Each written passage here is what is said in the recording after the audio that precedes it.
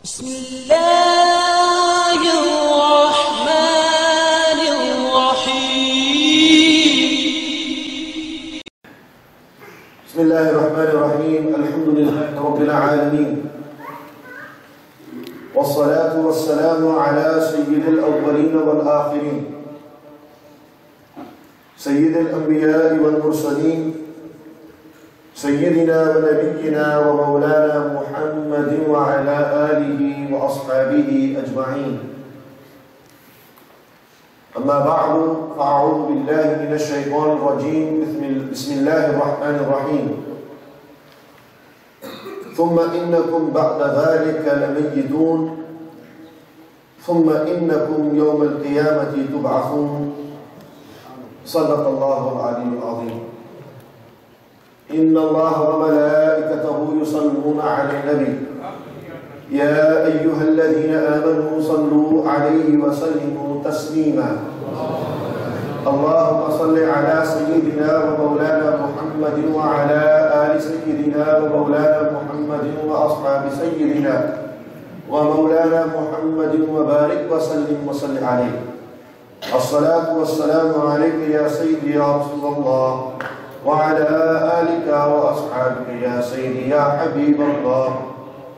الصلاة والسلام عليك يا سيدي يا رسول الله. أمين جنبك وعلى آلك وأصحابك يا سيدي يا نبي الله. صلاة والسلام عليك يا سيدي يا رسول الله، وعلى آلك وأصحابك يا سيدي يا شفيع المذنبين.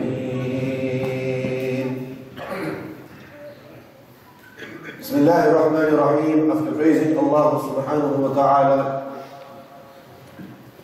and sending salutations, peace and blessings upon the best of creation, the jewel of creation, the crown of creation, beloved of Allah Almighty, the coolness to our eyes, the purpose of our life, the reviver of our hearts, the inspirer to our mind, the awakener of our souls, the most honored one, the most praised one, the most revered one, the most merciful one, the most generous one, the most kind one, the most patient one, none other than Sayyiduna wa Nabiyyuna Muhammad Rasulullah sallallahu ta'ala alayhi wa ala alihi wa ashabihi wa barak wa sallam.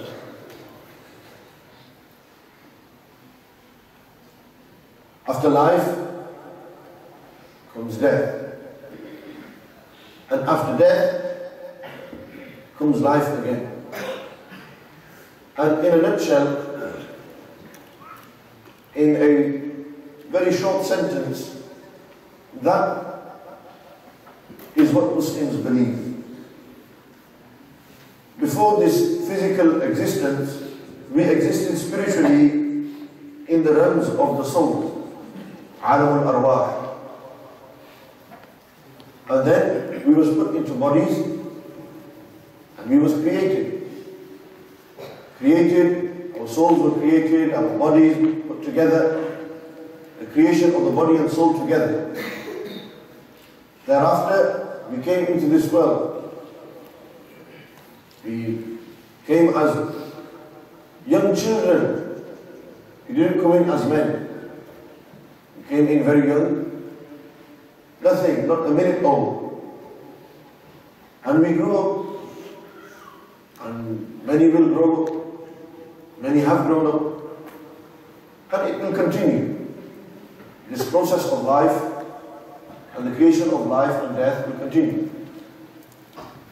For the ultimate controller of life and death, the hakiki, real giver of life and causer of death, is none other than Allah subhanahu wa ta'ala. After we've grown up, we don't know how long we live. Some will live for 1 minute, some for 1 second. Others will live for a few days, maybe it'll go on for a few years. Maybe till 50, 60, 70, 80, 90, 100. People have lived till over 1,000 years. Allah knows best. But one guarantee is that we're all going to die in the end. When we die, that's not the end. I believe for the hereafter, it's just the beginning. In relation to the akhirah, it's just the beginning. Life's just starting in the akhirah now. And that begins in the grave. And our last two main events in this masjid were in relation to the grave, 1600. When a person dies, he enters his grave, and he will live in his grave. It will either be a garden from the gardens of paradise or a pit from the pits of the hellfire.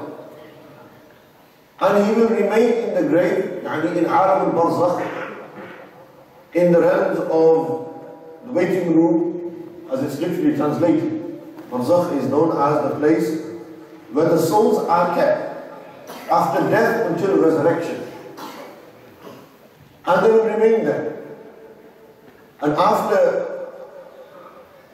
the last human individual to leave this world, and Allah subhanahu wa ta'ala causes for everything to perish,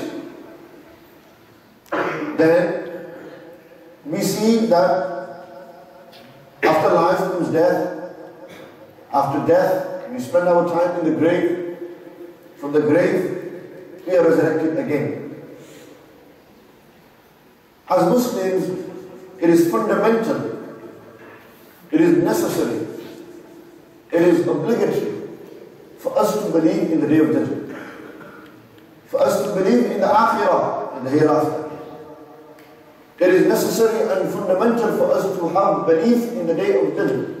Allah Almighty in the Quran says, وَبِالْآخِرَةِ هُمْ يُوقِنُونَ. And in the Akhirah, in the hereafter, هُمْ يُوقِنُونَ, they have iqan, they have yaqeen, they have certainty in the belief that after they die, they will be resurrected. They will be resurrected and will be questioned by Allah before entering into paradise, and Allah Almighty forbid entering into the fire of Jahannam. When all the major signs and minor signs, and there will be nobody left on this earth to say La ilaha illallah Muhammadur Rasulullah sallallahu alayhi wa sallam, that time comes, Allah Almighty will order the angel Israfil. The angel Israfil, one of the major angels, main angels, to blow the trumpet, the sur, as it's called in the Arabic language. This trumpet, Allah Almighty in the Quran talks about, Allah Almighty talks about this in the Quran. وَنُفِخَ فِي الصُّورِ فَصَعِقَ مَنْ فِي السَّمَاوَاتِ وَمَنْ فِي الْأَرْضِ إِلَّا مَنْ شَاءَ اللَّهُ ثُمَّ نُفِخَ فِيهِ أُخْرَى فَإِذَا هُمْ قِيَامٌ يَنْظُرُونَ. Allah Almighty said, وَنُفِخَ فِي الصُّورِ, and it will be blown into the trumpet. فَصَعِقَ مَنْ فِي السَّمَاوَاتِ وَمَنْ فِي الْأَرْضِ, and everything in the heavens and the earth will be perished. إِلَّا مَنْ شَاءَ اللَّهُ, except who Allah wills. To not be perished, except who Allah wills, they will not be perished. ثُمَّ نُفِخَ فِيهِ أُخْرَى, then it will be blown another time. فَإِذَا هُمْ قِيَامٌ, then they will all resurrect, they will all stand. يَنْظُرُونَ, waiting in anticipation. Waiting in anticipation. The scholars have written that the trumpet will be blown, some have said 2 times, some have said 3 times. On the first blowing of the trumpet, everything will be destroyed except what Allah wills. There will be a catastrophe, i.e. there's going to be an entire end to this world. Heavens, the earth, the sky, space, all the planets, everything will be perished, except whom Allah wills for not to be perished. And then the Prophet ﷺ, they said, مَا بَيْنَ النَّفْخَتَيْنِ أَرْبَعُونَ, between the 2 blowings, it's twice he will blow, between the 2, there is going to be 40, أربعون, they said. Abu Hurairah radiallahu anhu narrates this hadith which is muttafaq alayhi, Bukhari and Muslim. So Abu Hurairah said, Ya Rasulullah sallallahu alayhi wa sallam. When Abu Hurairah said that, people asked Abu Hurairah, Arba'una yawman, is it going to be what, 40 days? Was the Prophet sallallahu alayhi wa sallam saying there's going to be 40 days between the first blowing and the second blowing? Abu Hurairah was then asked, but is it going to be 14 months between them? And then were asked, is there going to be 40 years between them? And Sayyidina Abu Hurairah remained silent. He didn't answer. Allah knows. But in another hadith mentioned in the Sunan of Abu Dawood, Sunan of Abi Dawood, in another hadith mentioned there, the Prophet ﷺ has defined that between the first blowing and the second blowing there will be 40 years. كل من عليها فان ويبقى وجه ربك ذو الجلال والإكرام. Allah Almighty in the Quran said, كل من عليها فان. Everything will be fine, will perish. ويبقى وجه ربك, and all that will remain is the majesty of your Lord. I mentioned that there will be some who won't perish, who won't be destroyed, who won't be killed or will die. From amongst them, Sayyidina Jibreel, Malakul Maut, angel of death. From amongst them, Sayyidina Israfil, for he is to blow the second time. The Prophet ﷺ, after the trumpet will blow the first time, everything will perish. When it will blow the second time, immediately after the second blowing of the trumpet, the Prophet ﷺ described the sood, the trumpet that's going to be blown. From the top part, it is narrow. And it opens up, and to the end, it increases. So it's like a trumpet. It's a hole, qarb. It's a hole that Sayyidina Israfil, the angel, is going to blow into. Such a noise will come from this hole, such a noise, that it will destroy everything. Can you imagine that noise? Sometimes we have loud noise, I can't bear the sound of that noise. If what man has made, we can't bear the sound of that, then imagine what Allah has created. Can we bear that sound? And when Allah created Sayyidina Israfil has held the trumpet there, waiting for Allah to give the permission to blow it. Waiting, anticipating. For when Allah subhanahu wa ta'ala is going to blow, when Allah is going to give him permission for him to blow in this moment. And he hasn't blinked since then. He is waiting in anticipation. Waiting for Allah to give permission to say, now blow the trumpet, so that everything will be destroyed through its sound. And then after 40 years, as established in the hadith mentioned in the Sunan of Abi Dawood, radiallahu anhu, the great famous narrator and collector of hadith, As-Sijistani radiallahu ta'ala anhu, in his Sunan he mentions that it will be 40 years. After this, then immediately it's going to rain. This land is no longer going to remain this land. This land will change. The Prophet sallallahu alaihi wasallam spoke about Hashar. Allah in the Quran said, وَحَشَرْنَاهُمْ فَلَمْ نُغَادِرْ مِنْهُمْ أَحَدًا. فَحَشَرْنَاهُمْ, Hashar meaning jama'na. حَشَرْنَاهُمْ, and we will gather them all together. Where will Allah Almighty gather all the creation? It will be on this, but not like this. The Prophet ﷺ said that the land of Mahshar, the place of gathering, where everyone will gather for the day of judgment, the land of Mahshar is whitish, reddish, stuck color. There will be no building, no trees, no mountains, nothing on this land. It's a plain land. Described similar to the land of Arafat. And everyone will gather there. So how will everyone leave their graves then? If everyone's going to be in their graves, how will they come out of their graves? The Prophet ﷺ said that ثُمَّ يُنزِلُ اللَّهُ مِنَ السَّمَاءِ مَاءً.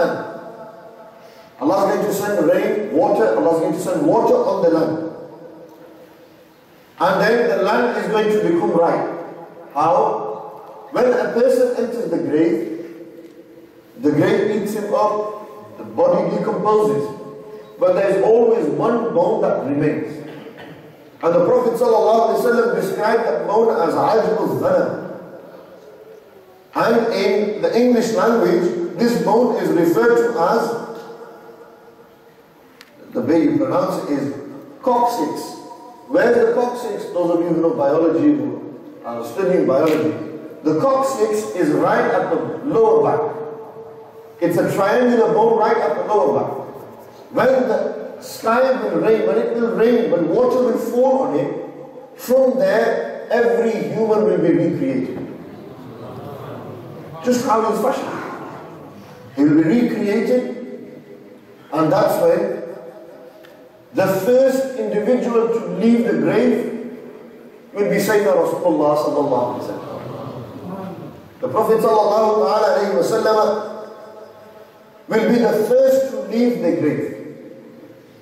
Before anyone in the creation of Allah, and when I say anyone, I mean from Adam alayhi salam until the last man.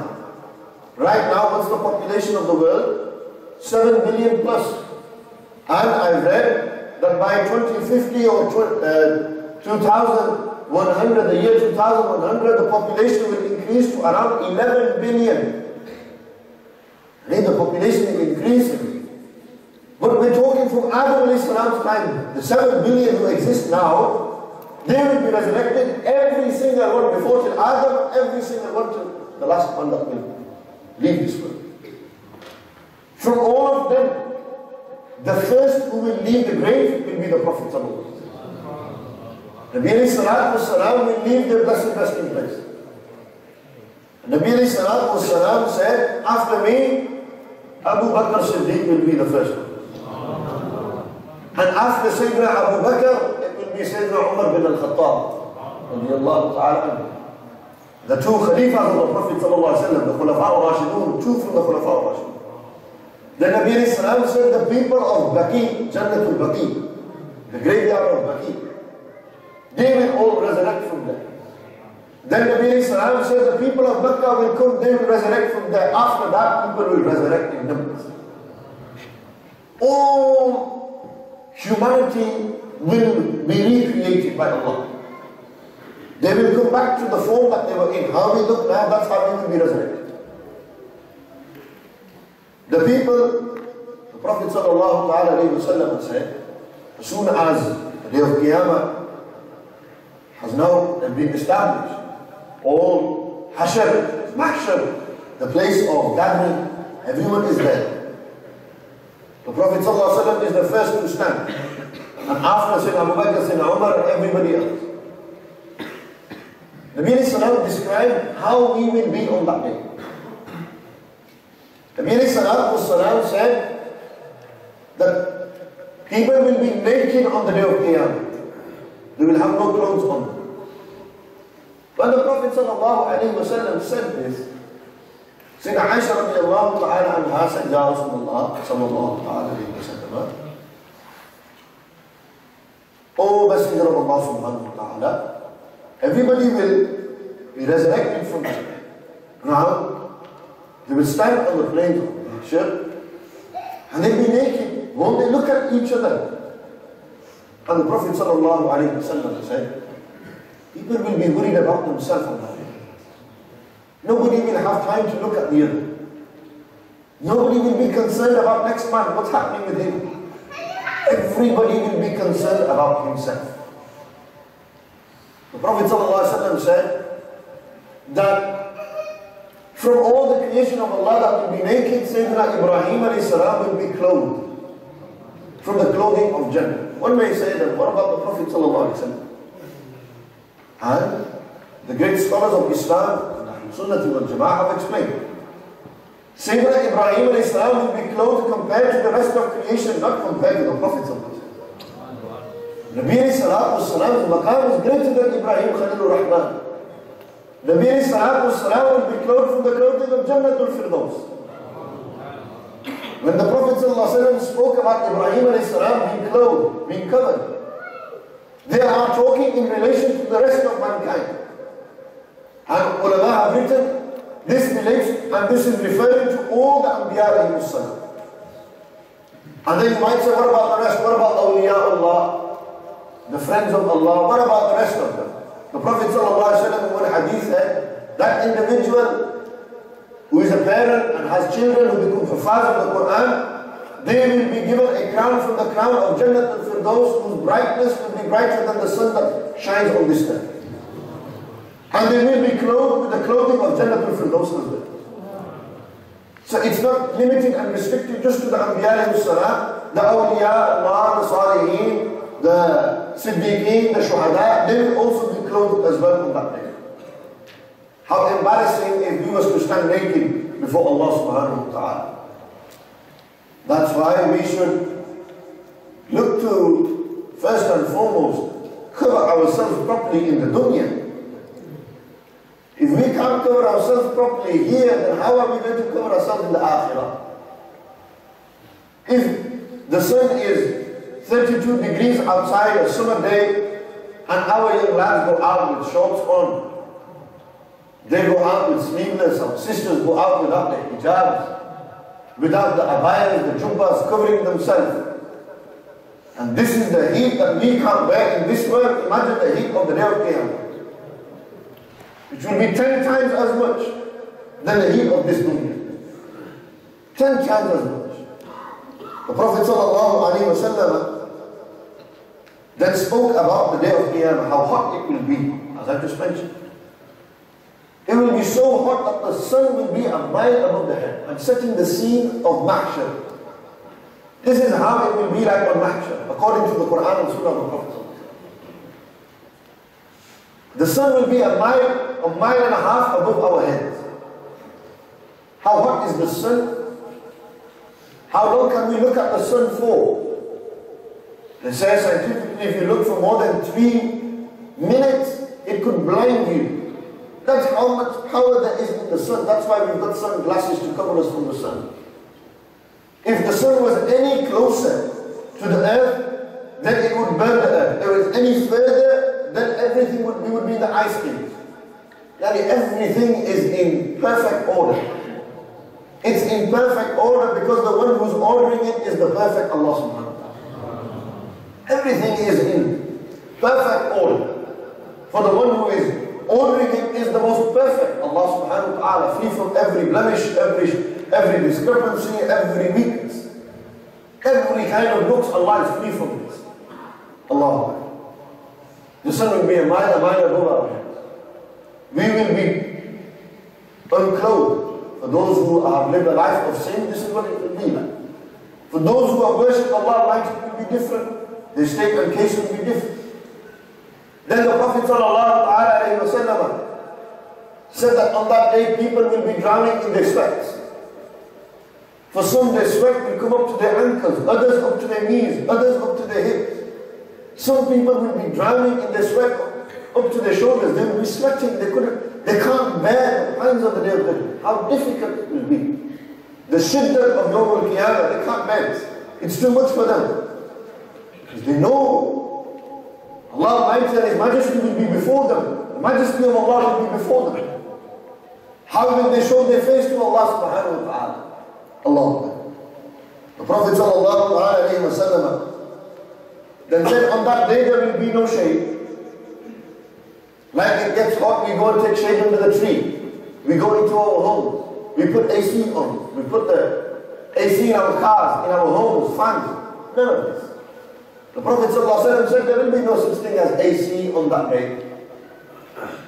The only AC that we'll have on that day is the cool breeze that comes from the Prophet ﷺ. That's the only, that's the only coolness that we will feel. Getting closer to the Prophet ﷺ. The Prophet ﷺ said there will be no shade on the day of Qiyamah except under the shade of Allah's throne. Under the shade of Allah's throne, that's where there will be shade. That's the only place you can go and find shade on that. The Nabi Sallallahu told us this, and they told us who will be there then. The Nabi Sallallahu said, Al-Imam al-Adil. Imam al-Adil, not my brother.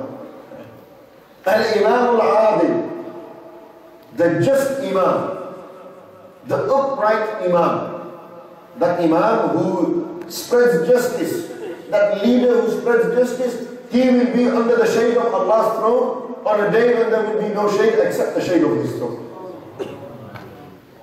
Nabi Sallallahu said, the second individual who will be there, and his group of people, they will be who?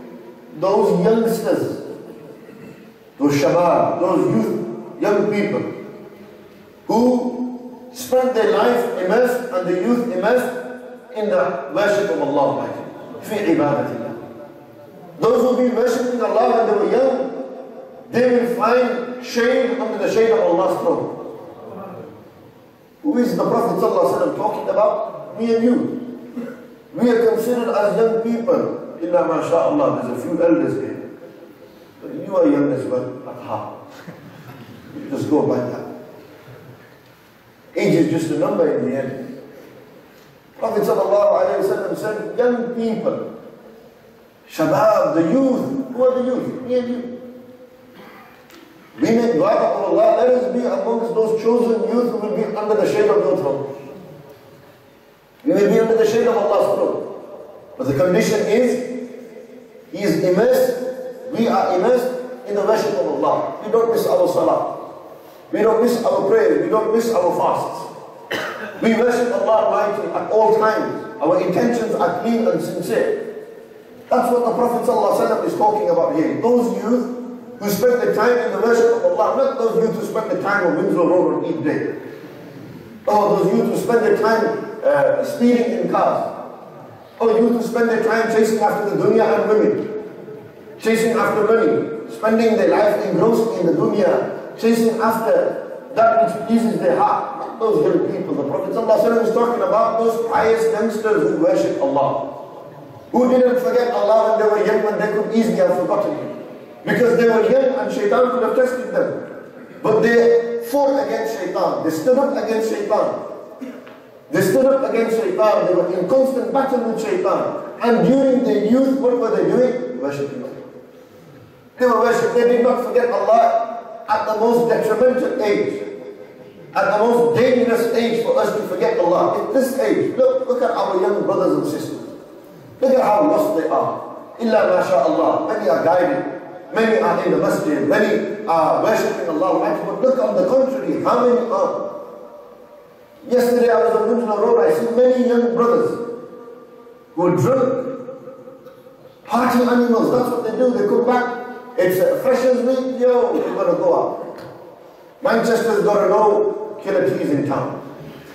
Manchester's got to know Bradford's bad boy is here. Blackman's notorious, I don't know, he is here.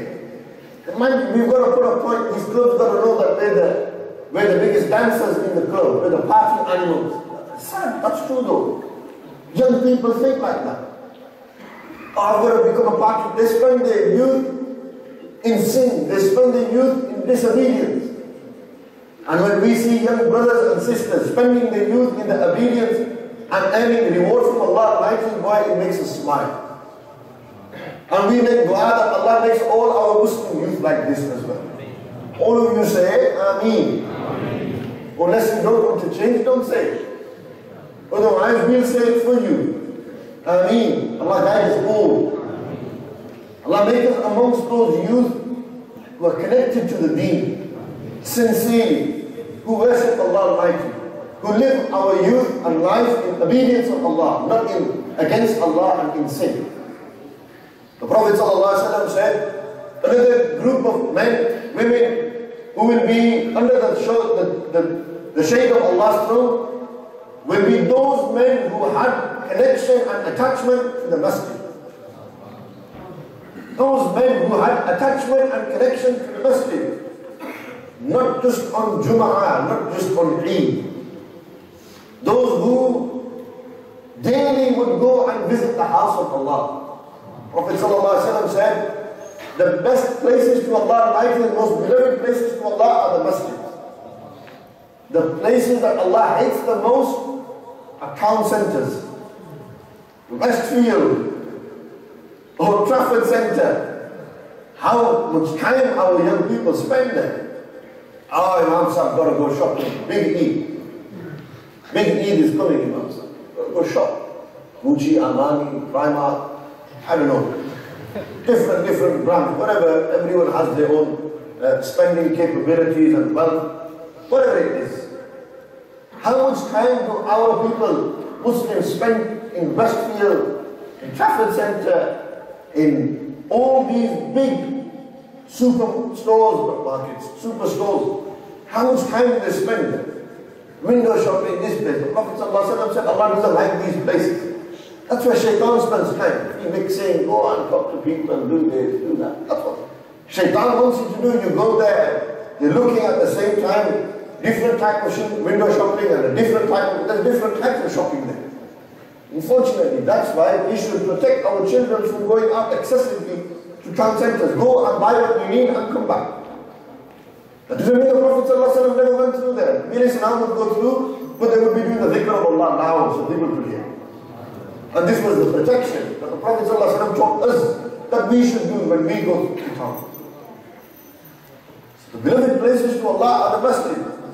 The Prophet ﷺ said that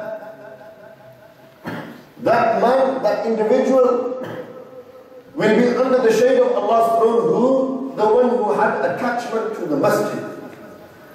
Attachment to the masjid doesn't mean I come once in a blue moon to a masjid.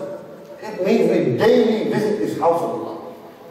For the mercy of Allah descends in the masjid. Run towards the mercy of Allah. Don't run away from the mercy of Allah.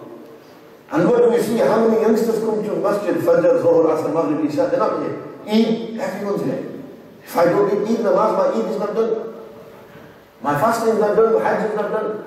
If I don't eat Jum'ah, there's no sukoon in my week. So you want a temporary sukoon weekly by going Jum'ah. What about the daily sukoon? Wouldn't you want a daily dose rather than a weekly dose? Daily dose of salah. That's what we need. That's what we're missing in our life. Regularly worshipping Allah Almighty, not forgetting Him. Fulfilling the right of Allah, which is that we worship Him. We ask Him, we seek His forgiveness. Subhanahu wa ta'ala, Jalla wa ala. The Prophet sallallahu alayhi wa sallam then said, another group of men who will be under the shade of Allah's throne will be two men who love each other only for the sake of Allah. I love you for the sake of Allah, you love me for the sake of Allah. As long as we love each other, inshallah, we will be under the shade of Allah's throne. The Prophet ﷺ is instilling brotherhood, unity and love amongst the Sahaba. Love each other for the sake of Allah. The Prophet ﷺ said, when one Muslim brother shakes the hand of another, as long as they are holding hands, their sins are being forgiven. Next man comes out. People don't even give salam, they don't give musafaha anymore. Salamu alaykum, shake hands.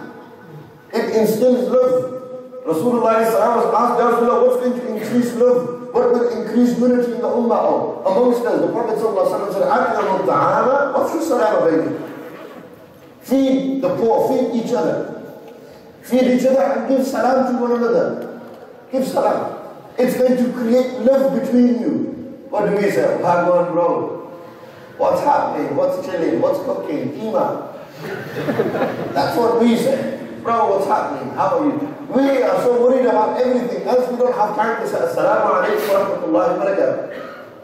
Peace be upon you, brother. I make dua, Allah sends peace on you. Allah sends blessings on you. Allah sends mercy on you. Tell me a better greeting in this world than Assalamu alaikum wa rahmatullahi wa barakatuh. What greater greeting is there than that? What? This is what Muslims were given. Muslims were given, hi bro, welcome bro, how you doing? What's happening, chilling, Taliban, all that, no. That's not what Muslims were given. When Sayyidina Adam was in heaven and the angels were there, Allah said, go and give salam to the angel. Assalamu alaikum. And then the angel, alaykum salam wa rahmatullahi wa barakatuh. 10 deeds for saying assalamu alaikum. 20 deeds for saying assalamu alaikum wa rahmatullah. 30 deeds for saying assalamu alaikum wa rahmatullahi wa barakatuh. أَتْعِمُوا الطَّعَامَ وَافْشُوا السَّلَامَ بَيْنَكُمْ. Send peace amongst each other. Give salam to one another. Do musafaha with one another. Hug one another. Kiss one another. Create love between each other. The Prophet ﷺ said, when two men come together solely for the sake and love of Allah Almighty, they will be under the shade of Allah's throne on a day when there will be no shade except His shade. Except the shade of His throne. Allahu Akbar. The Prophet ﷺ then said, who else will be there under that shade? A man who, a very good looking woman, a very respected woman came and said, come to me. And he returned and replied and said, Inni akhafullah, I fear Allah, don't come near me. I fear Allah, I only fear Allah, please. The Prophet ﷺ said, Allah will protect him on that day. How many of us have been tempted? It's reality, we're humans, we all get tempted. How many of us have been tempted to go down that line of sin? Have gone down that line of sin? Somebody, a woman comes and says, come to me, come to me. Women flaunting themselves at us. La mashallah, I'm not saying that's what women do. It happens sometimes, men flirt with women, at workplaces, in university, on the street, outside, Facebook, social media, etc. All this happens. It's reality, it's happening. But imagine one young lad turns around and says, Inni akhafullah, I fear Allah. Allah make us from amongst those people who have so much strength in our iman and heart that we can say, I fear Allah, I don't fear you. I fear Allah, I'm not scared of anything else except Allah. Allah make us amongst those people. We are weak in our amal, we are weak in our actions. The Prophet ﷺ said, the sixth individual who will be there, that individual who gives so much charity, who spent in the way of Allah so much, that his left hand didn't know what his right hand was giving. In secret, he was just giving in the way of Allah, charity, he was giving, spending in the way of Allah. Whether it was fixing the house of Allah, whether it was feeding poor people, whether it was sponsoring an orphan, whether it was building a well, whether it was putting in a hand pump, whatever, he was giving. And he didn't used to tell people, bro, I give £200 for charity, I give £200 for charity, or make an announcement. I'm not saying that we shouldn't announce. It could encourage people to do that. But what's better, what's afdal? To give in secret, spend in the way of Allah in secret. So your left hand doesn't even know what your right hand is giving. That's how much you give. Yeah, i.e. you don't calculate how much you're giving. That's what the Prophet ﷺ said. He spends in the way of Allah so much, he's not calculating how much he's given. He just gives in the way of Allah. Prophet ﷺ said, that man, that woman who gives in the way of Allah, they will be under the shade of Allah's throne on a day when there will be no shade except the shade of His throne. The Prophet ﷺ then said, another group of individuals, those men who used to cry out of fear, tears would shed, Allah's rahmah will be upon them, they will be under the shade of Allah. They used to cry. How often has man cried? When do we cry when somebody dies? When somebody's hurt us? Have we ever sat and cried for Allah? Just cry for Him, that's it. I am crying for Allah Almighty. Brother, I don't cry for the dunya, I don't cry for women, I don't cry for money, I don't cry for izzah, I cry just for Allah, I cry for His mercy, I cry for His forgiveness. Have you ever cried like that? Has that thought ever crossed our mind? The Prophet ﷺ would spend nights crying. You will learn in this lecture how great the Prophet ﷺ's rank is. Yet they spend nights crying for the Ummah, crying. Oh Allah, my Ummah, forgive them. We can't shed a tear for Allah's mercy, for His forgiveness. It's sad how hard our hearts have become. It's true, we say we have hearts, but we're heartless in reality. What heart is there if that heart doesn't cry? When's the last time we cried for Allah? I leave that question for you to think of. And the Prophet ﷺ said, look, if you can't cry, tears can't flow. Allah Almighty is so merciful that even if you make a face like you're crying, Allah will have mercy on you. But ask for Allah's rahmah, ask for Allah's mercy. Prophet ﷺ then said, in other ahadith it's mentioned, the Prophet ﷺ said, those who have pure hearts, they will be under the shade of Allah's throne. Those who feed the poor, they will be under the shade of Allah's throne. Those who join ties, those who don't do hit or rahim, they do silat or rahim. They don't break families up. Brothers don't, not those say, I ain't talking to my brother anymore, I ain't talking to my sister. No, those who talk to their brothers, who join people together. If two brothers, biological brothers, are fighting, arguing, you go and join them and make them brothers again, i.e. make them love one another again, join ties between families. The Prophet ﷺ said, that person, that individual will be under the shade of Allah's throne on a day when there will be no shade except the shade of His throne. The Hemans today just want to break up with their brothers over small things, land in Pakistan, I'll fight. No, why? How? Prophet ﷺ said, the one who does silatul rahim, Allah increases his life. Allah increases his age. His risk is increased because of that. It's such a good deed. See, the theme of Islam, the message of Islam is to unite people, not to divide people. Islam didn't come to divide the ummah. It didn't come to divide mankind. It came to unite people, bring them together, bring families together, bring communities together. That's what Islam came to do. The Prophet ﷺ said, that individual who is God conscious, who is always conscious of Allah, he will be under the shade of Allah's throne. That individual who has a good character, the one who reads the Quran, acts upon the Quran, the individual who is constantly sending salutations on the Prophet ﷺ, these individuals will be under the shade of Allah's throne on the day when there will be no shade except His throne. Allah. The Prophet ﷺ then said, and we learn and we see, how long will this day be? One day will be like 50,000 years.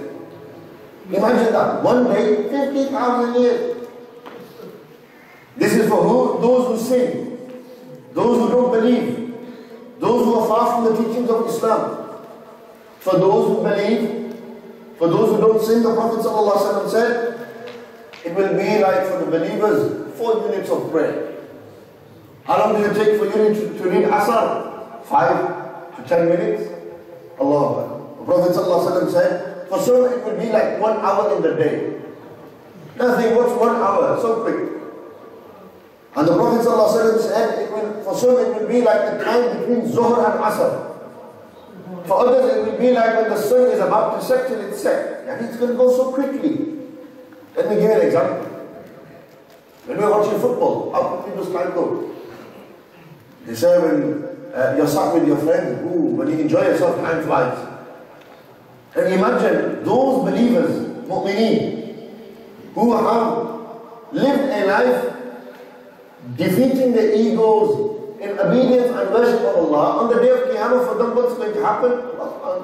Prophet ﷺ is saying, what for them? It's going to go really quick. Like how you enjoy life here, how quickly time goes, that's how quickly the day of judgment will go for them as well. But for those who live, they can say, oh, how long is this day? Imagine you're sat in one room, boring, time sticking in an exam. Exams are long. When you're sat in an exam, how long when's the time going to end? I can go. But when you're enjoying life, for the believers, the day of Qiyamah is enjoyment. It's not punishment for them, it's enjoyment. Allah has promised them Jannah. The Prophet ﷺ said, Allah in the Quran said, وَأُزْلِفَتِ الْجَنَّةُ لِلْمُتَّقِينَ. Jannah is for who? For those who have taqwa. It's close to them. On the day of Qiyamah, they will be closest to Jannatul Firdaus. Who? Those who fear Allah. Prophet ﷺ explained to us how quickly the day will be for those who believe. This is according to the strength of Iman. However strong your Iman is, that's how quickly this day will be. The Prophet ﷺ told us that everything will be resurrected. Jinns will be resurrected. The earth, the days, the animals, they will all resurrect in physical form. The earth will come back to life. The days, Jummah will come back to life. It will come in the form of a noor. Jummah will come as noor for the believer who used to read Jummah. It will be a source of life for him on the day of Qiyamah. Animals will be brought back to life. Even those disputed matters between animals. One animal killed another animal, Allah Almighty is going to settle this matter on the day of Qiyamah. The Prophet ﷺ then said, people will be resurrected according to who they love. Whoever you love, that's who you will be. The Prophet ﷺ said, one day the Sahabi came and said, Ya Rasulullah, when is the final hour? The Prophet ﷺ said, "Ma a'dadta laha." What have you prepared for me? He said, "Ya Rasulullah, I've not prepared a lot of prayers, a lot of fast." He didn't say, "I don't pray," or "I didn't fast." He prayed 5 times a day. He would fast in Ramadan. He performed Hajj. He gave sadaqah, charity and stuff. He didn't do extra. He said, "Ya Rasulullah, I do the basics, the bare minimum, but there's one thing I have in excess. That's I love you and I love Allah. More than everything." And the Prophet ﷺ said on the day of Qiyamah, "Anta ma'a man ahbabta." You're going to be with the one whom you love. You love Allah and His Rasul, you will be with Allah and His Rasulullah. Some Sahaba explained, they say what? They said that if you love the people of the dunya, you're going to be with them. You love Messi, you'll be with Messi. You love Michael Jackson, you will be with Michael Jackson. You love the people of the dunya, you're going to be with them. You love Mr. Hafi and Abdul Qadir al-Jilani radiyallahu anhu, you will be with the awliya. That's why love the right people, don't love the wrong people. Loving isn't a sin. We should love, but we should love the right people, not the wrong people. Allah. The Prophet ﷺ said on that day, they will have the flag of praise, liwa'ul hamd. Wa biyadi liwa'ul hamd. La fakhr.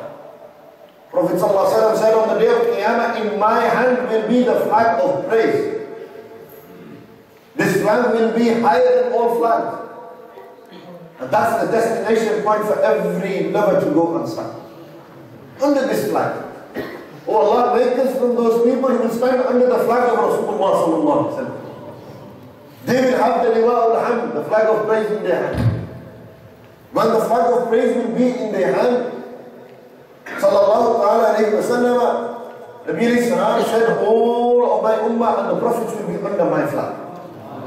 I will be the guide on that day, I will be the leader on that day. The Prophet sallallahu alayhi wa sallam then said and spoke about al-hawd. In one area of the day of Qiyamah, one aspect will be al-hawd al-mawrood, the pool of the Prophet sallallahu alayhi wa sallam. You've all heard of Jose Kawthar. Al-Hawd al-Kawthar, the pool of the Prophet sallallahu alaihi wasallam. Allah in the Quran said, "Inna a'tainaka al-Kawthar." Indeed, we have given you al-Kawthar.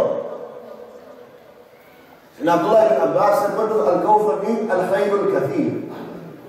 We've given you the most khair from anyone. All good is with the Prophet sallallahu alaihi wasallam. Al-Khayr al-Kathir. And the Prophet sallallahu alaihi wasallam, in one hadith they said, in a number of hadiths they have said, what Allah gave you Kawthar, Kawthar is a river in Jannah. And that river will come from Jannah, and on the day of Qiyamah I will have the pool, Al-Hawd. And they describe the pool.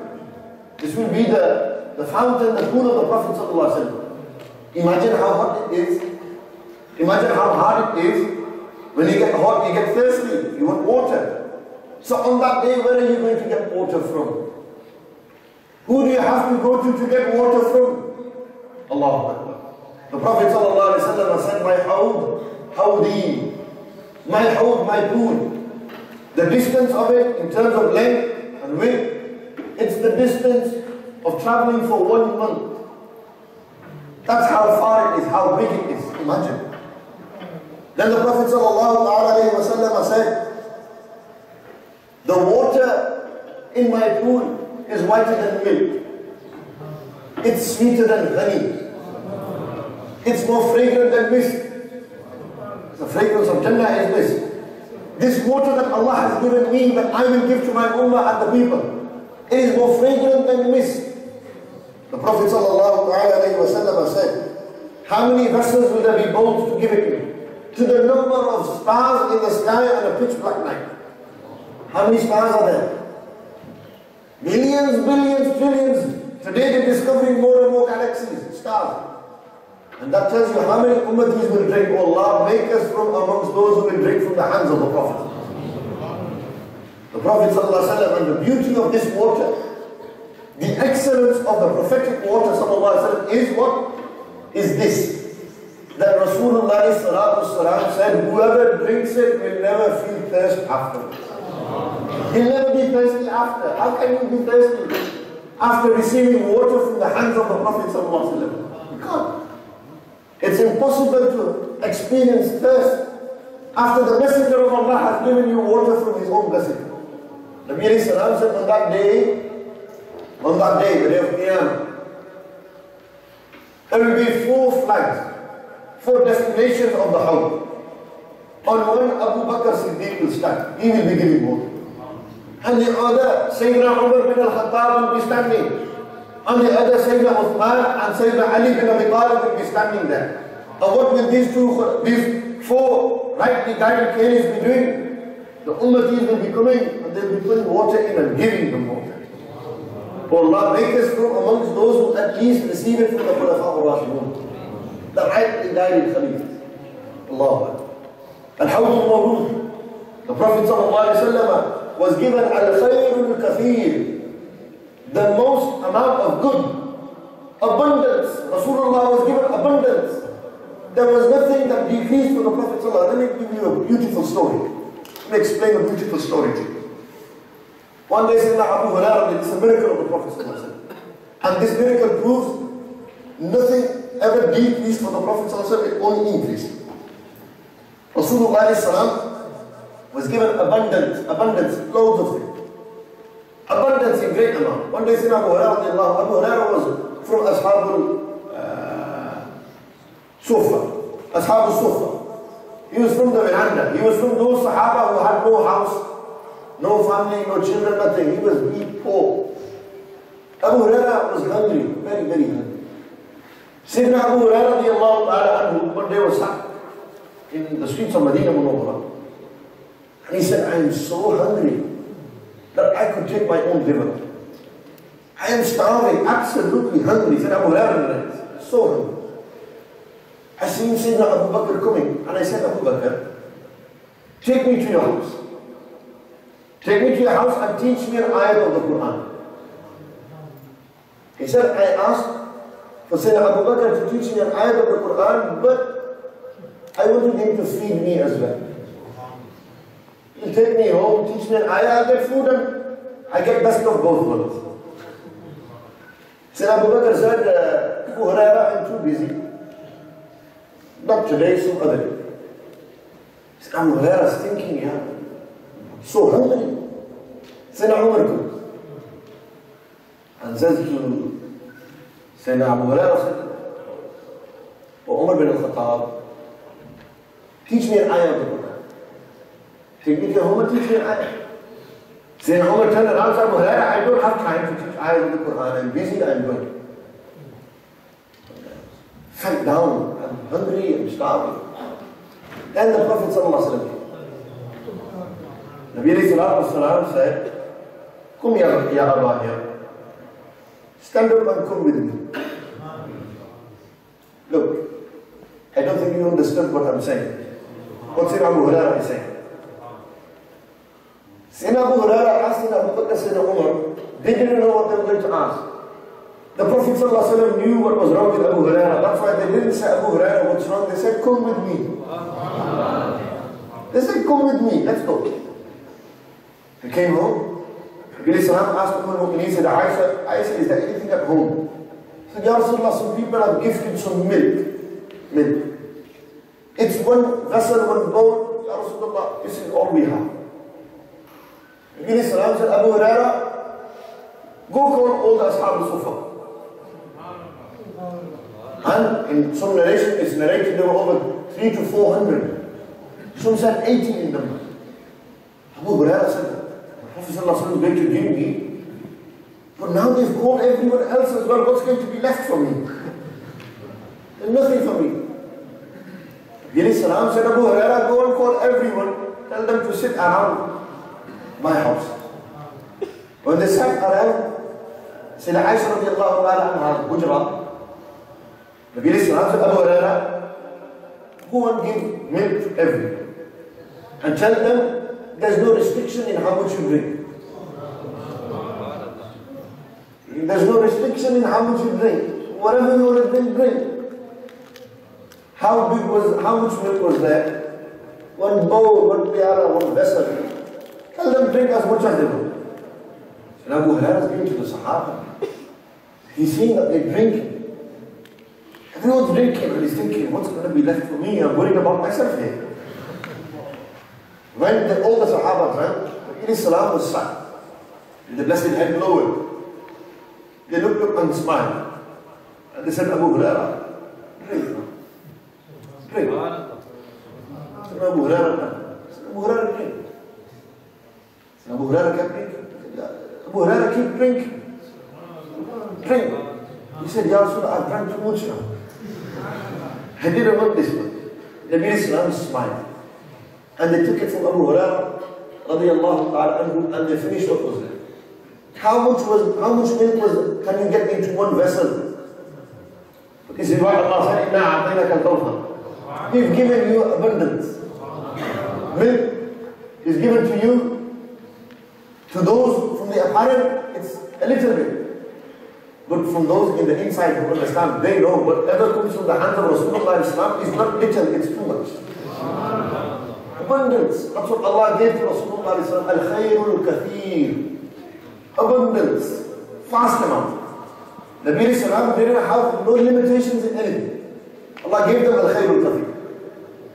So the Prophet ﷺ, al-Kawthar, al-Hawd, on the day of Qiyamah, we make dua to Allah that we get to drink from the pool of the Prophet ﷺ. Rasulullah said that once they stood up amongst the Sahaba and they were delivering a khutbah, Rasulullah said to my companions, Inni faratun lakum. Indeed, I am faratun, I will be waiting for you. Where? At my home. The word farat in the Arabic language means when somebody goes in advance to prepare everything. Rasulullah is saying to the Sahaba and the Ummah that, oh my companions, when I leave this world, I am going to go in advance, I am preparing everything for you. So when my Ummah comes, I am ready to give them the water that they need.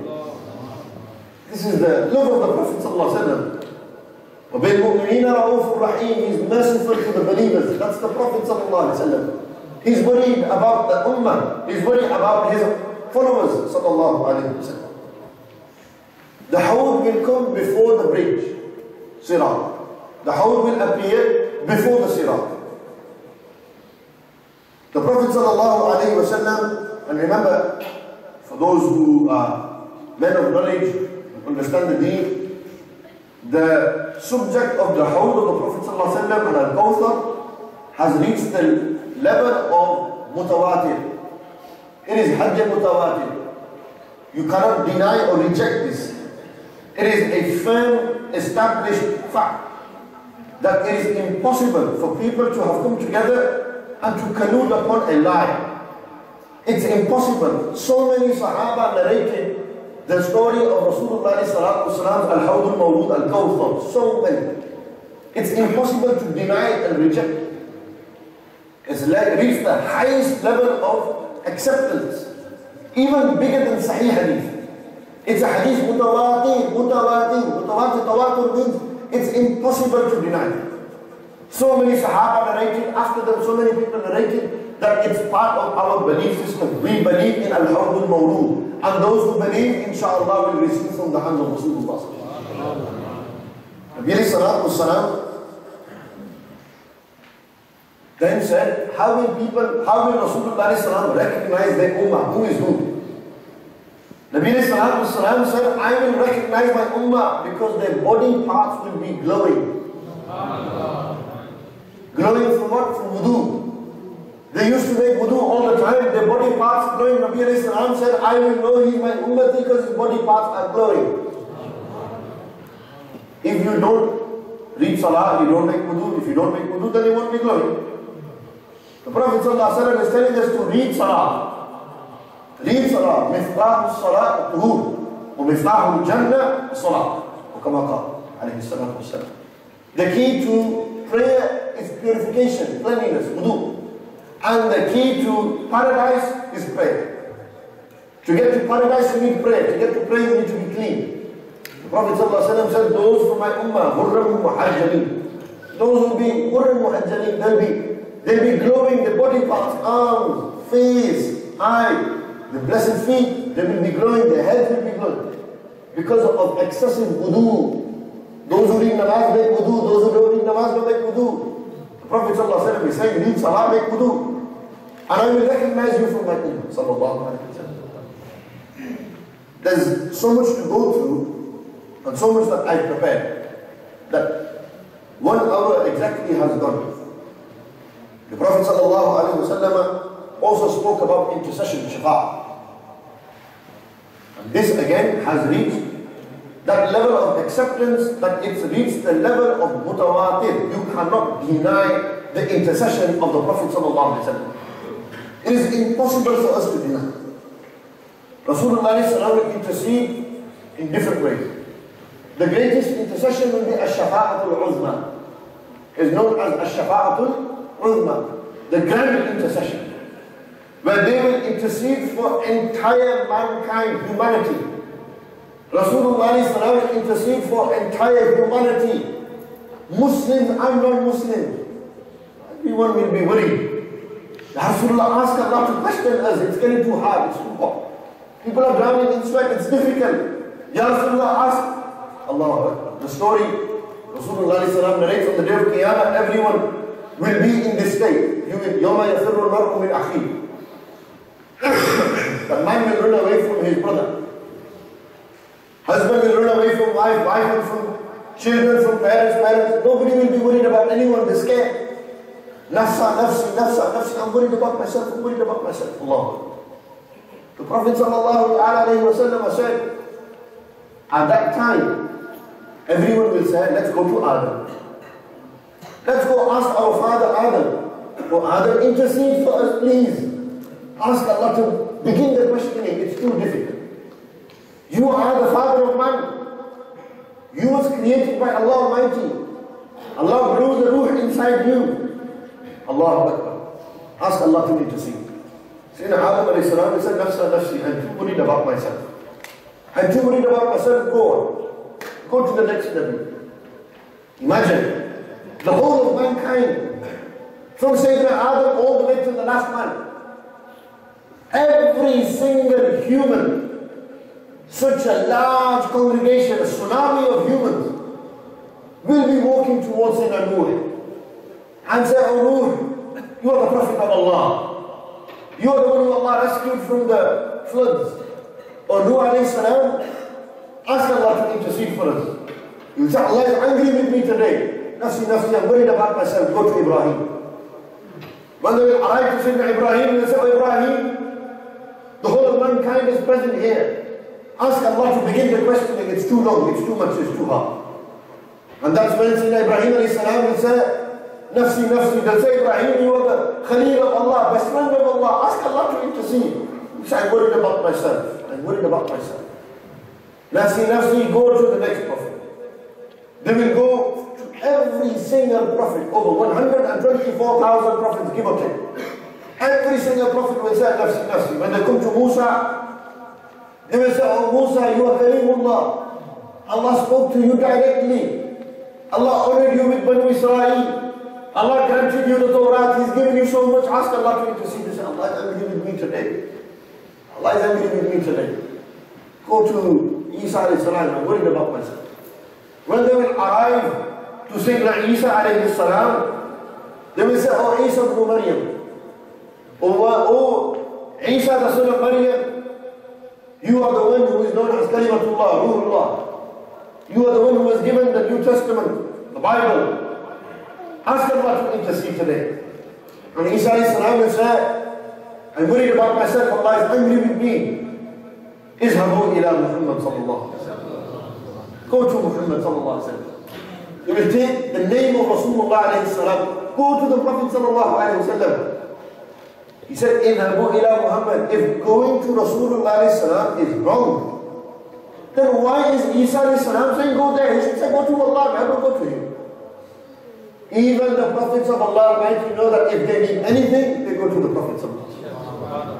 Rasulullah controls the keys to the treasures of Allah. Controls the treasure of Allah Almighty. Allah has given freedom to Rasulullah to give who he wants and to give what he wants. Allah. The Prophet ﷺ, when they will all go, Rasulullah said, every prophet was given a supplication. Every prophet used their supplication for everyone. I saved mine. I saved mine for the day of judgment. But I will intercede for the whole mankind. Those who believe, those who don't believe. Those who rejected me, those who accepted me. Every single human will benefit from the Shafa'atul Uzma, the grand intercession of the Prophet sallallahu alaihi wasallam. Allahu Akbar. आज ले उनकी पनाह आज मदद मांग फिर ना मानेंगे क़यामत पर कदर मांग के. Sayyidi Ali Hazrat said, ask him today, आज ले उनकी पनाह, ask for his help today. Ask today before you ask them. Today Rasulullah is to accept. Today is our chance, our opportunity. Don't think on the day of Qiyamah, that's when those who don't believe in Rasulullah giving, they will have no option but to ask on that day as well. So why are you waiting for that day? Ask today. Maybe that day will be easy for us if you ask today. Ask today. If asking the Prophet ﷺ going to Rasulullah is wrong, then please answer this one question for me.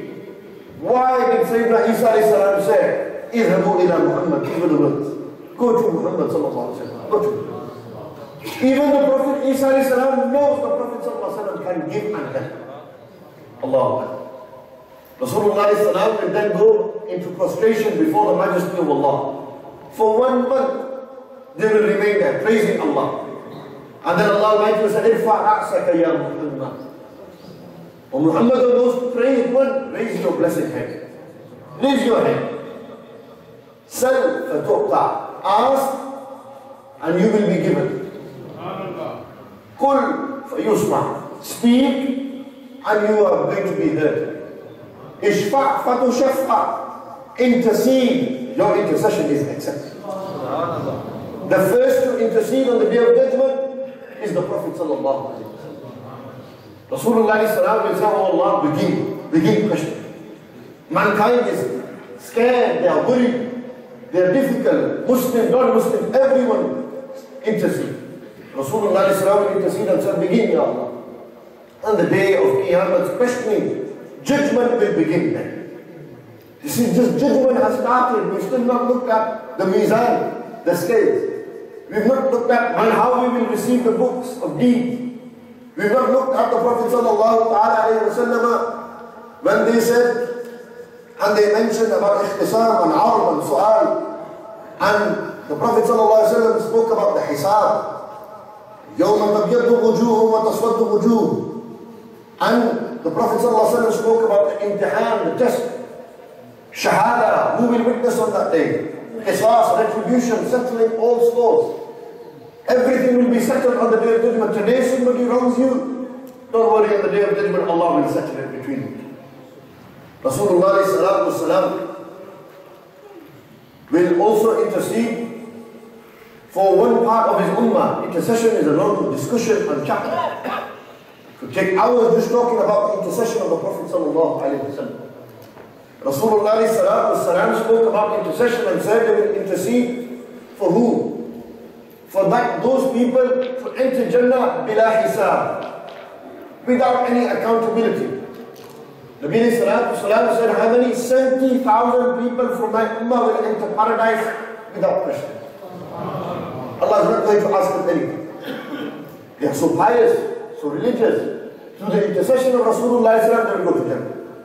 Another form of Rasulullah intercession will be, Nabi said that those from my ummah who are being punished, who are destined for the hellfire, I will stop them from entering the hellfire after questioning, after they've been questioned, and they will go to Jannah without going to the hellfire.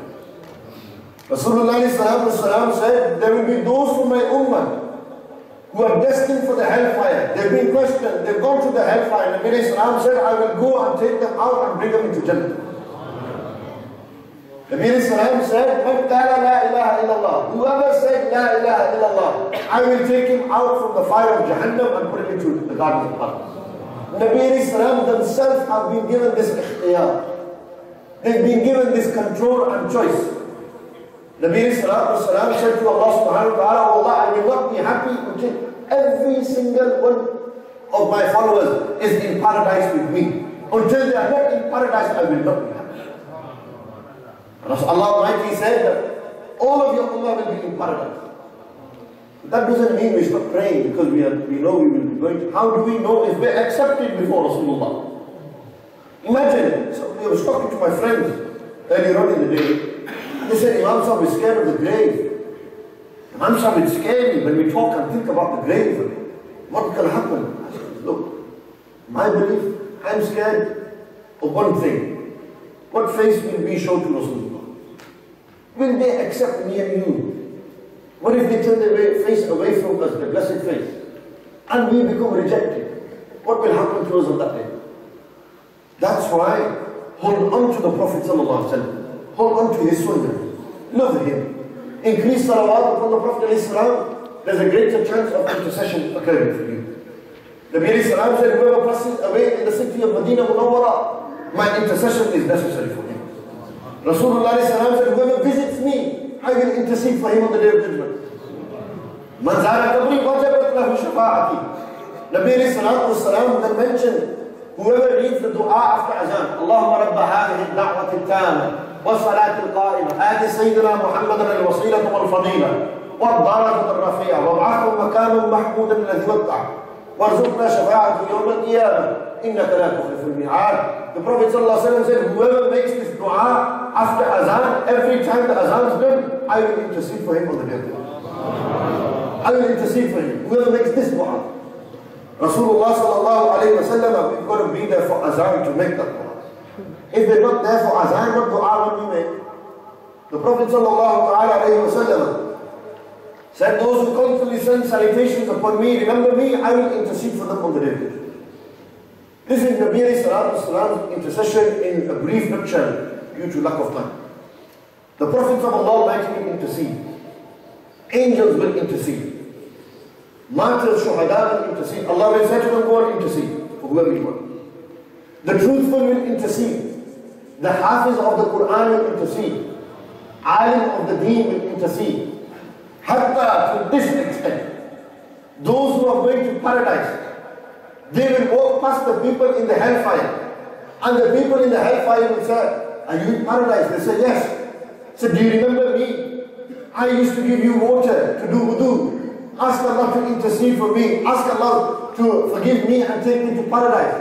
That normal person will go to Allah and say, oh Allah, he used to give me water to worship you, to make wudu and pray before you. Allah will say, go on, he's going to paradise. Imagine who we help, what will take us to paradise. That's why helping is a deed that's not restricted to Muslims only. We should help mankind. We should help mankind. We should help people.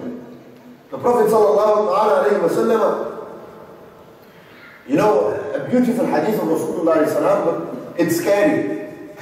Injustice we do to animals. Injustice to animals. One woman, she used to pray alone, fast, in Hajj, perform Hajj, everything. But she used to torture her cat. On the day when she passed away, Sahaba said, Ya Rasulullah, she's in paradise. She's amazing, look at her. She used to pray so much, everything. He said, that. وَهِيَ فِي النَّارِ, she's in the fire. He said, Ya Rasulullah, why?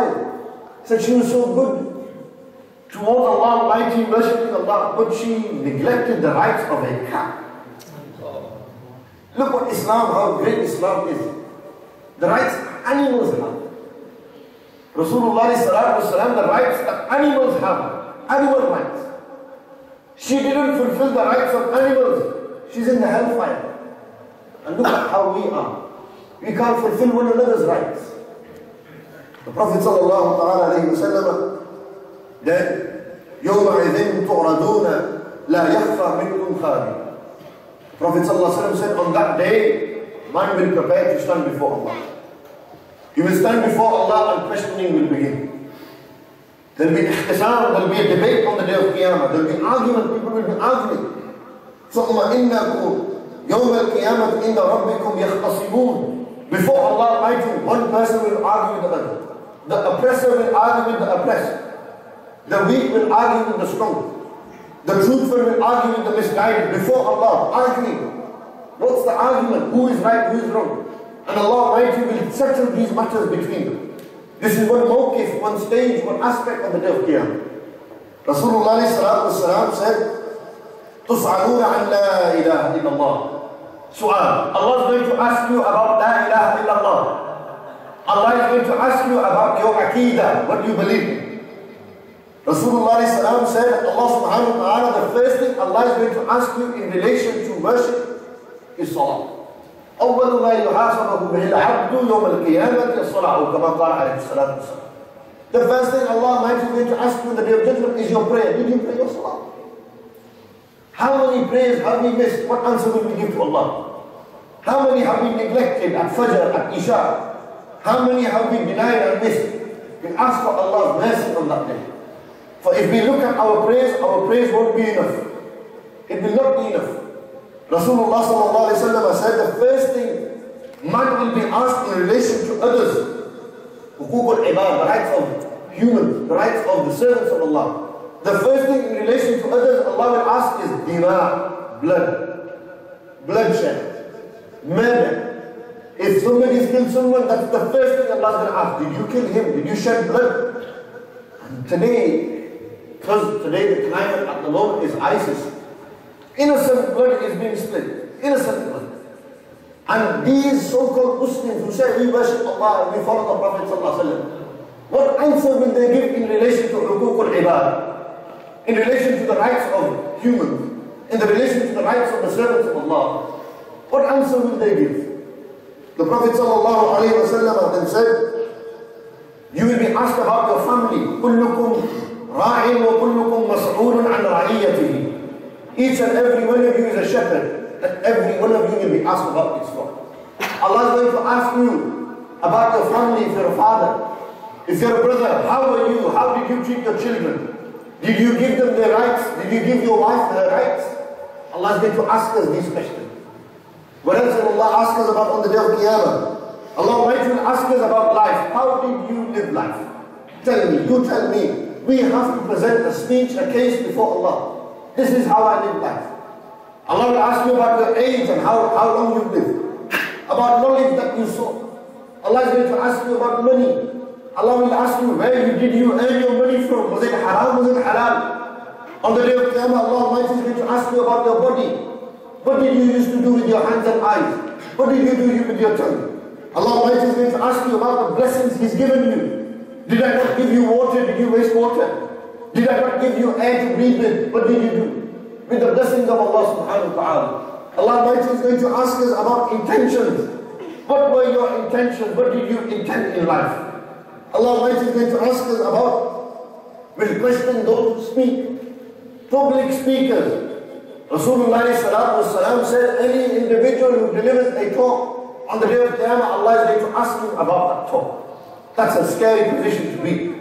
This is the scariest position to be in, is in this chair. Speaking before you, what answer will I give to Allah? What answer will public speakers misguide people? That's why we ask Allah, Allahumma la ilma lana illa ma 'allamtana.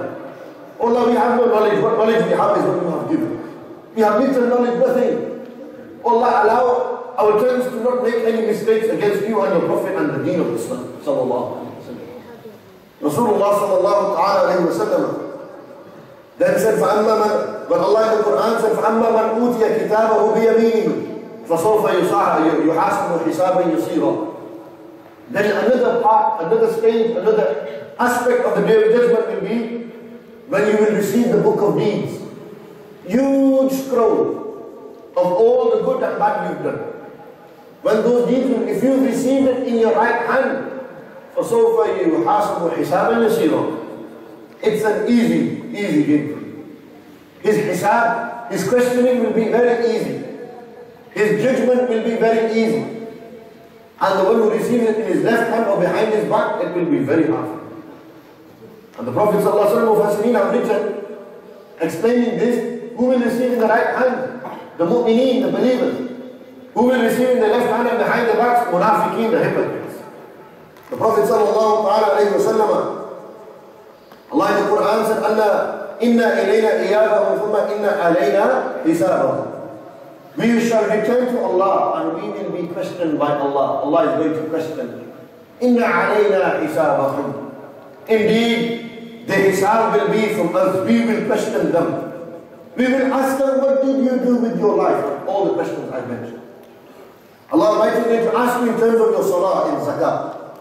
The one who Rasulullah said, Mani'u zakati yawm al-qiyamati fin nar. The one who didn't used to give zakat in the hellfire. Zakat is such a major issue that we Muslims neglect. You're turning over the nifaq level in terms of business, whatever Allah has given, yet we don't calculate our zakat. We could eradicate poverty from the world if Muslims were all to give their zakat. That includes the richest of richest Arabs, all the way to those who are accountable for giving zakat. If we had a system in place where zakat could be given and spent, we give it to charities, etc., it would eradicate poverty in the world. There would be no poverty. Zakat is such a pure system. That's why it's called zakat, zaki, pure. Zakat is pure. It purifies you, your intention, it purifies your heart, the soul, it purifies your actions, it purifies your money.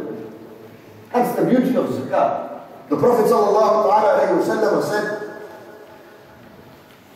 Rasulullah then also spoke about how actions will come in the form, in physical form. Nabi said, your prayer will come as a light. Your prayer will come as a light. Your zakat will come as a lamp. They are Surah Al-Baqarah and Surah Al-Imran, two surahs. They will come as birds or they will come as clouds. Nabi said the Quran will speak on the day of Qiyamah and say, oh Allah, let me intercede for him.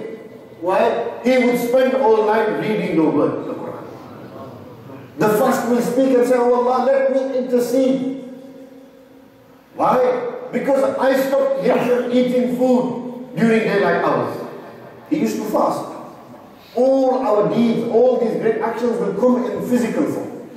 The Prophet ﷺ, Allah Ta'ala in the Quran spoke about يَوْمَ تَبْيَضُّ وُجُوهٌ وَتَصْفَرُّ وُجُوهٌ. That on that day some people's faces will be white, bright, glowing. Others will be dark. Mufassirin have written, whose faces will glow? Those who believe. Those who obey Allah. And whose faces will be dim and dark, will have no light on it. Those hypocrites who on the outside said we believe and on the inside had no belief. Rasulullah spoke about the scales. Allah in the Quran said, وَالْوَزْنُ يَوْمَئِذٍ الْحَقِّ. And the scales on that day will be truth. There is no shock. You can't deny the scales. فَمَنْ ثَقُلَتْ مَوَازِينُهُ. And whoever's scales are light, yani heavy in good deeds light, and that individual, what's going to happen? He will go to Jannah al-Firdaus. Rasulullah said that كَلِمَتَانِ حَبِيبَتَانِ إِلَى الرَّحْمَنِ خفيفتان على اللسان ثقيلتان في الميزان سبحان الله وبحمده سبحان الله العظيم. There are two sentences. They are beloved to Allah. They will be heavy on the scales. And كلمتان حبيبتان إلى الرحمن, they are very light on the tongue. Sahaba said, Ya Rasulullah, what are they? Nabi alayhi salam said, Subhanallah wa bihamdihi Subhanallah al-Azim. This will be heavy on the scales in your good deeds. Rasulullah said, the one who has good character, his character, what will it do? His character will weigh heavy on that day, on the scales. Rasulullah said that knowledge that is beneficial, it will benefit him on the scales. Others benefited from his knowledge, it will help him on the day of Qiyamah as well, at the time of scales. And Rasulullah will make dua at night. Oh Allah, make heavy our scales with good deeds. This is a dua we should also make as well. Like, oh Allah, on the day of Qiyamah, let our scales of good deeds be heavier than our scales of bad deeds. Rasulullah then said that there will be an imtihan. Allah will test you and ask you in relation to what you used to believe and what actions you used to do. And Allah Almighty's judgment will be just. Allah Almighty, there is nobody more just, more al-adil, more just than Allah subhanahu wa ta'ala. Allah Almighty on that day will tell people what they used to do. فَأُنَبِّئُكُمْ بِمَا كُنْتُمْ تَعْمَلُونَ. And I will inform you all what you used to do in this world. But do you think you can hide from me?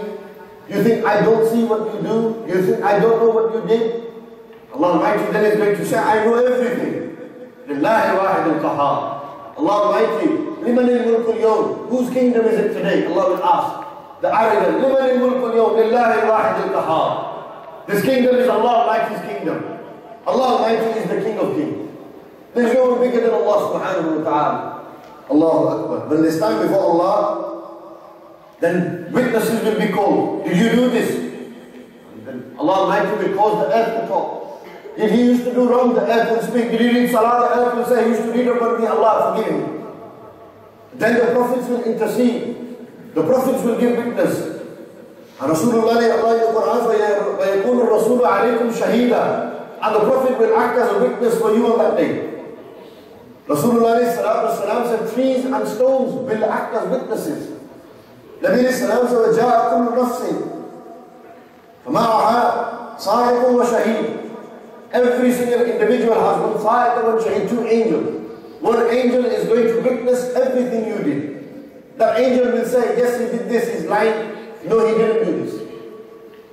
Yes, he did this, he's speaking the truth. No, he didn't do this, he's lying. Angels will speak. Who can we deny? Who can we turn away from? Today we wrong someone, but tomorrow you're not going to get caught by Allah. Just because CCTV cameras ain't seeing us or watching us, there's no cameras. Right? Allah Almighty has most knowledge and can see everything. Allah knows what is happening and He's going to ask us about everything we do. Rasulullah sallallahu alayhi wa sallam spoke about the qisas retribution. All matters will be that the good you've done, the bad you've done, everything will be done. Retribution will be done. Even if a sheep has wronged a sheep has wronged a lamb, a horse has wronged a donkey, even when animals have wronged animals, Allah Almighty is going to settle. And when we wrong one another, one man will come on the day of Qiyamah. Rasulullah said, you know, man al-muflis, Ya Rasulullah, who's the muflis? Who's the bankrupt? Rasulullah said, bankrupt is he who comes on the day of judgment with so much prayers, so many fasts, so many good deeds. By the end of questioning, by the end of reckoning, he's left with no good deeds. So why, Ya Rasulullah? He used to swear at people, lie, backbite. He used to accuse. He used to do bad to people. Allah will say, I've got to be just. He comes and he complains. Allah said, even 10 good deeds, 100 good deeds, how much ever Allah will. What is right and according to the sin against another. He is bankrupt, not bankrupt if he ain't got no dough. He's got no money, that's not bankrupt. That's not no bankrupt man. Bankrupt is he who comes with good deeds and by the end of the day he has no good deeds left. And there's still a queue of people standing there saying, I'm going to get you back. You swore at me, you lied. You spread rumors about me, you denied me, you publicly humiliated me, etc. Then what's going to happen? Allah will say, well, now take his bad deeds. If you can't give good, take his bad, make it equal. Retribution. Everything will be settled on that day. And who is the judge on that day? Allah Almighty. Who are the witnesses? The angels, trees, stones, everything you do. If you did something wrong next to a tree, that tree is going to talk on the day of Qiyamah. That stone is going to talk, Allah is going to say, speak. And then if you deny, Allah says, we're going to seal their mouths. Your hands will speak, your feet will speak, your eyes will speak. What did you look at? You're saying you didn't look at it, you're lying. Your eyes are saying something else. You said you didn't do this with your hand, you didn't hit him. You're lying, you hit him with your hands are speaking now. How can we run away from Allah? You listen to the day of judgment, you think of it, how can we run away from Allah? One day we will have to show our face to Allah. And may our face will be illuminated on that day. And we'll be amongst the mu'mineen and the believers. Rasulullah sallallahu alayhi wa sallam, even that bird that was killed without any purpose, no purpose, on that day that bird will get retribution. Rasulullah said animals can only be killed for justifiable purposes. You know, this shikar, people go and do bird hunting, etc.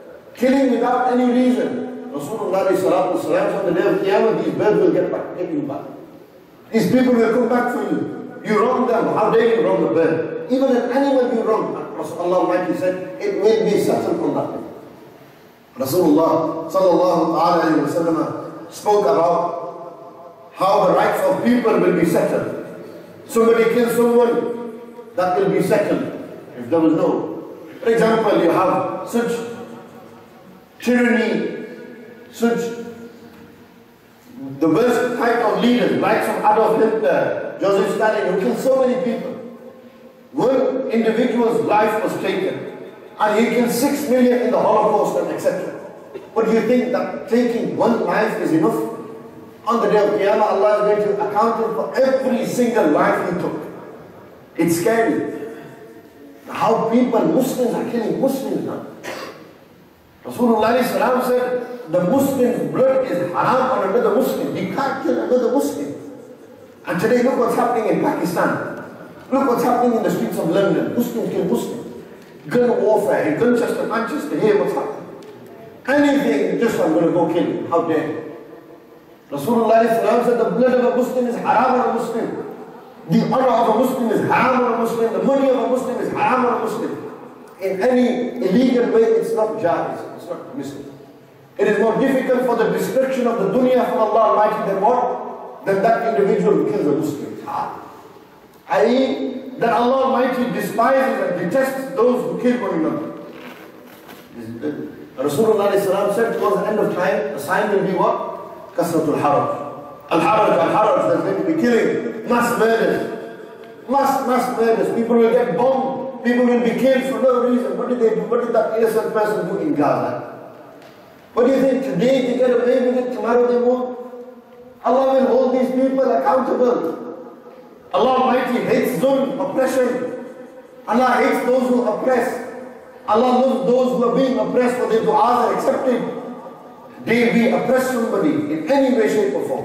Whether it's verbally, physically, mentally, spiritually, in any way. We oppress someone, fear the wrath of Allah. Inna batsha rabbika lashadid. Indeed, the punishment of Allah is severe. The wrath and anger of Allah is severe. Don't make Allah angry on that day. Don't give Allah Almighty that. Don't earn the anger of Allah subhanahu wa ta'ala, earn His pleasure, earn His mercy. Rasulullah sallallahu alayhi wa sallam, after all of this will happen, when people will be accounted, scores will be settled, matters will be settled, everything will be done. The final stage before entering into Jannah and Jahannam, whoever they will go, is as-sirat, the bridge. And this is the final point of al-min. What's the sirat? Rasulullah sallallahu Allah in the Quran says, وَإِن مِّنكُمْ إِلَّا وَارِدُهَا. There's no one except everyone has to cross it. All the prophets of Allah, all the believers, they will have to cross this bridge. The full sirat, the bridge, jisr, Rasulullah said it's a jisr. It's thinner than a hair, sharper than a sword. And Mufassirin have argued and debated and discussed, where will the bridge be? Some have said it will be over the fire of hell. And the majority have said it's in the fire. You have to walk through to get to that. After every hardship comes, ease. This will be a hardship for those who lived a sinful life. Those who lived an easy life, it will be very easy. And the first one who will cross the bridge will be the Prophet sallallahu alaihi wasallam. Then his ummah. And Nabi Islam will stand, waiting. Every single follower will cross and Nabi Islam will say, Allahumma sallim, sallim. Allah, make it easy. Look at the shafqa of Rasulullah sallallahu alaihi wasallam. How generous, how kind they are. How merciful they are. Oh Allah, make it easy for my ummati. Let them come quickly. Rasulullah sallallahu alaihi wasallam said that those who have nur of iman in their hearts, they will pass quickly. Some people, they will sway side to side, struggling. And from the bridge there will be hooks. Some people will get hooked onto it and the fire of Jahannam will be burned. Others will fall into the fire of hell. Every single person will have to cross this bridge. And Rasulullah said, what's going to help you to cross this the quickest and the easiest way? Remember me, send salutations on me. You remember me, it will help you. You remember me, intercession is for you. You think of me, you love me, you will be with me. Allahu Akbar. Rasulullah sallallahu alayhi wa sallam, what is their rank, what is their status? They are the greatest in this dunya. They are the greatest in the akhirah. They will be the first to be resurrected from the grave. They are the first to intercede. They are first to cross the bridge. They are the first prophet that Allah created and the last that Allah sent. The first one who Allah Almighty informed in Alam al-Arwah was the Prophet Sallallahu Alaihi Wasallam. The first one who bowed down to Allah Almighty on the day of Qiyamah will be the Prophet Sallallahu Alaihi Wasallam. The first to enter into Jannah. Rasulullah said, paradise is haram upon everyone until I go enter it first. I will be the first person to enter into paradise. Allahu Akbar. And the first person who the doors of paradise will open for. Rasulullah will knock on the door of paradise. And the guard of the gate of paradise will say, who is it? Nabi will say, Muhammad, the most praised one. And the angel will say, O Messenger of Allah, Allah told me not to open this door for anyone other than you. You are the first one to enter. And after Nabi Sayyidah Tayyiba Tahira, Fatima Zahra radiallahu ta'ala anha will enter with their father. Allahu Akbar, what's the status of Sayyidah Fatima on that day, on the day of Qiyamah? Nabi said, when the day of Qiyamah will come, Sayyidah Fatima radiallahu ta'ala anha will be riding upon a camel from the camels of Jannah. And the angel will be commanded by Allah to call out and say, O people of Mahshar, O people of gathering, O people who have gathered here, lower your gaze, look down. For the daughter of Rasulullah is coming. Out of respect, everyone will look down. Out of respect, nobody will look at the Prophet Sallallahu Alaihi Wasallam. Allahu Akbar. O women, sisters, shroud and cover yourself like the daughter of Rasulullah covered herself. Allah subhanahu wa ta'ala, Nabi salam, I feel when I study the Day of Judgment, it is all about the Prophet sallallahu alaihi wasallam. Sayyidina Anas radiallahu ta'ala anhu, when he heard Rasulullah salam said, you will be with whom you love? Sayyidina Anas said, I love Abu Bakr, Umar and the Prophet sallallahu alaihi wasallam. When the Prophet sallallahu alaihi wasallam said this, I knew I am going to be with them. Nabi salam said to Anas, if you want to find me on the Day of Judgment, I will be standing in three places. You'll find me at the Hawl, my pool. You'll find me at Mizan, the scales, when your deeds are going to be weighed. And you'll find me at the bridge. And let's look for me in these three places, you will find me. We hope that we are honored to find the Prophet sallallahu alaihi wasallam. We be under the flag of Rasulullah sallallahu, the flag of praise. We enter into paradise with Rasulullah sallallahu. The Day of Judgment, for some will be very hard. For others, it will be very easy. Live a good life, the grave will be easy. Live a good life, the Day of Qiyamah will be easy.